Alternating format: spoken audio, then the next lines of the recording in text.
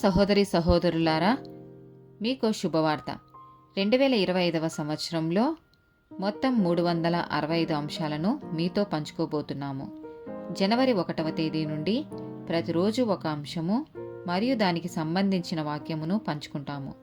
దయచేసి ఆ వాక్యములను వినండి, ధ్యానించండి మరియు ఆశీర్వదించబడండి. దయచేసి సబ్స్క్రైబ్ చేయండి మరియు మీ స్నేహితులతో పంచుకోండి. ధన్యవాదాలు.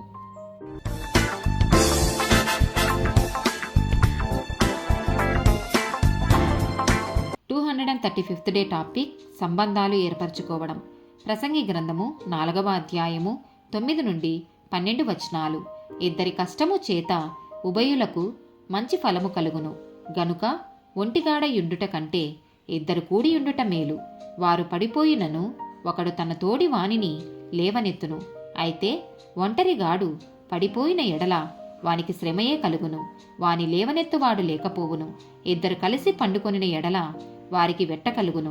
ఒంటరిగానికి వెట్ట ఎలాగు పుట్టును? ఒంటరియగు నొకని మీద మరి ఒకడు పడిన ఎడల ఇద్దరు కూడి వాని నెదిరింపగలరు. 3 పేటల త్రాడు త్వరగా తెగిపోదు కదా. సామెతల గ్రంథము 27వ అధ్యాయము 17వ వచనము. ఇనుము చేత ఇనుము పదునగును, అట్లు ఒకడు తన చెలికానికి వివేకము పుట్టించును.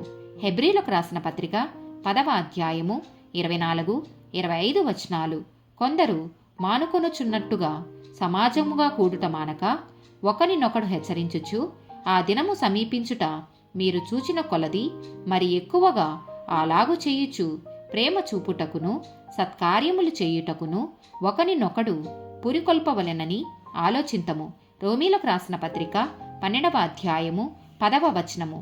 సహోదర ప్రేమ విషయములో ఒకనియందొకడు అనురాగము గలవారై ఘనత విషయములో ఒకనినొకడు గొప్పగా ఎంచుకొనుడి. 1 కొరింథీయులకు రాసిన పత్రిక 3వ అధ్యాయము 9వ వచనము.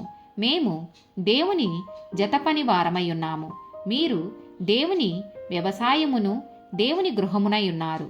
అపోస్తల కార్యములు 18వ అధ్యాయము 3-4 వచనాలు.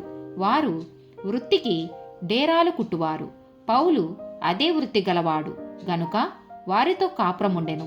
వారు కలిసి పనిచేయుచుండిరి.